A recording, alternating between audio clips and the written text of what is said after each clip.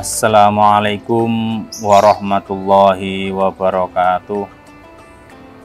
Alhamdulillahilladzi bi ni'matihi tatimmus sholihat, mujibut ta'awat, rafi'ad darajat. Asyhadu an la ilaha illallah wa asyhadu anna sayyidina Muhammadar Rasulullah sahibul mu'jizat.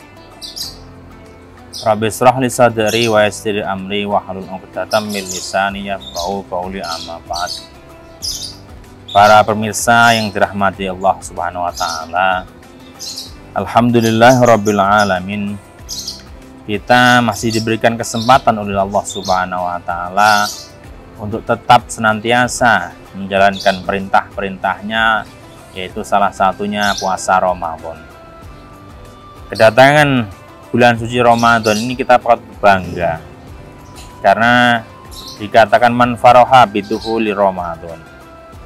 Barang siapa yang bangga, senang dengan datangnya bulan suci Ramadan, haramallahu jasadahu, tentu Allah akan mengharamkan jasadnya minan niron, ya, dari seluruh neraka, dari api neraka. Ini menjadi penting bahwa orang yang senang saja itu mendapatkan pahala yang sangat luar biasa. Maka dari itu, mari kita senantiasa mengisi bulan suci Ramadan ini dengan hal-hal yang bermanfaat. Jangan sampai kita masuk golongan orang-orang yang merugi di bulan suci Ramadan, seperti yang akan saya sampaikan pada kultum kali ini. Masirul hadirun, pemirsa yang dirahmati Allah Subhanahu wa taala. Tentu juga masih ada dan mungkin masih banyak tentunya orang-orang yang dalam bulan suci Ramadan ini dia termasuk orang-orang yang merugi. Artinya orang yang tidak bisa mengambil hikmah dari kedatangan bulan suci Ramadan yang sangat mulia ini. Semoga kita tidak termasuk golongan orang-orang yang saya sebutkan berikut ini. Yang pertama, menurut Abdul Aziz As-Sahdan, ya, bahwa yang pertama orang yang rugi dalam bulan suci Ramadan itu adalah orang-orang yang menganggap biasa dengan kedatangan bulan suci Ramadan. Atau bahkan mungkin kita sering, aduh poso maneh.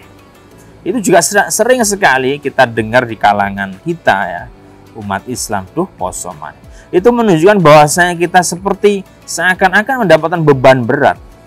Padahal sebetulnya puasa ini secara psikologi kesehatan tentu merupakan suatu hal yang sangat luar biasa. Ibarat panjenengan bekerja di penggilingan tebu begitu. Tentu setelah penggilingan itu diforsir berhari-hari bahkan berbulan-bulan, tentu diistirahatkan. Sama juga perut kita juga seperti itu. Ketika kita pakai beraktivitas maka perlu diistirahatkan. Nah, kurang lebih analoginya seperti itu.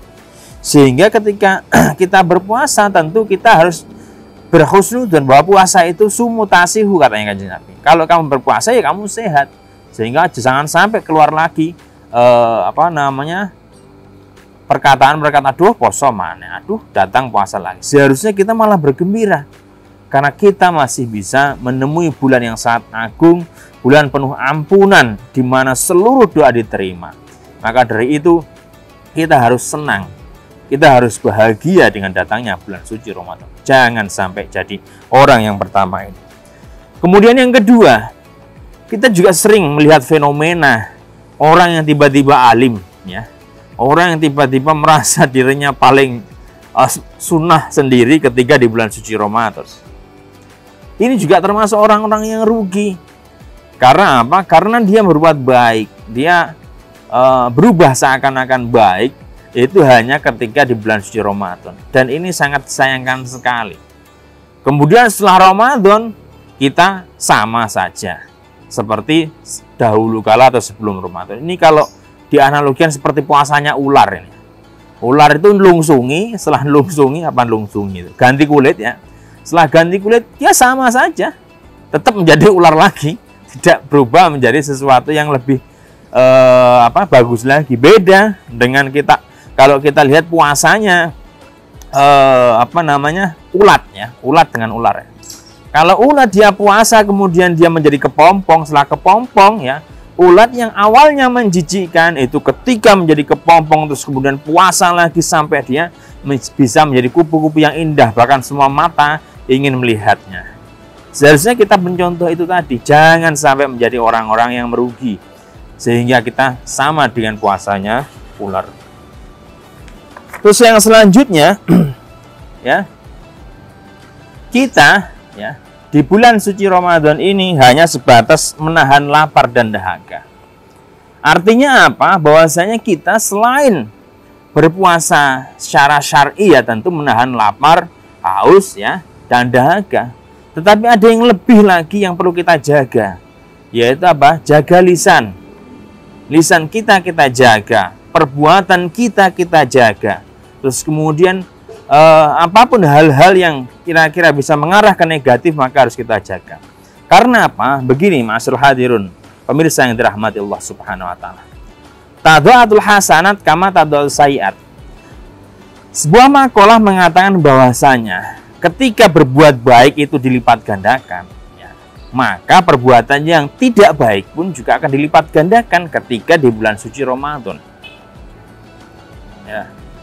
Umpama nih kita bersedekah kepada orang yang berpuasa atau kita memberikan untuk berbuka sesuatu lah, apapun takjil atau apapun yang untuk berbuka puasa, kita berikan pisang goreng lah sekarang, minyak goreng mahal ya, jangan pisang goreng lah, apa mungkin satu bungkus es, itu sama saja kita memberikan mungkin 70 bungkus ya, karena dilipat kan sampai 70 lipatan, bahkan sampai 1000 lipatan. Nah, kalau panjenengan juga seperti itu ya. Dalam konsep fikih ini dikatakan bahwasanya ketika panjenengan ya tidak puasa, artinya apa? Mokel ya bahasa sekarang. Nah, atau menggugurkan puasa, bahasa Jawanya mokel lah ya. Mokel tanpa udzur ya. Mokel tanpa udzur kemudian panjenengan enak-enak makan ya, padahal dengan tidak sakit, tidak dalam perjalanan dan lain sebagainya. Itu mungkin di hadapan syariat jenengan hanya wajib ganti satu, tetapi di hadapan Allah berbeda ya. Masih mbok ganti setahun muput, Gusti Allah tidak akan ngampuni karena kamu menyepelekan kebesaran dan kesucian bulan suci Ramadan. Jadi Gusti Allah gedem-gedem lah mungkin bahasanya sekarang itu seperti. Maka dari itu mari di bulan suci, di bulan yang sangat mulia ini jangan sampai kita menyia-nyiakan ya, termasuk orang-orang yang rugi. Kemudian setelah itu juga orang-orang yang berbuat maksiat di bulan suci Ramadan sama juga akan mendapatkan tikelan hukuman lah. Dosanya juga akan berlipat-lipat. Karena apa? Ini bulan suci. Maka dari itu konsep fikih ketika orang itu ngapunten ya jima ya dengan orang yang makan atau dengan orang yang tiba-tiba makan itu tetap hukumnya akan berbeda.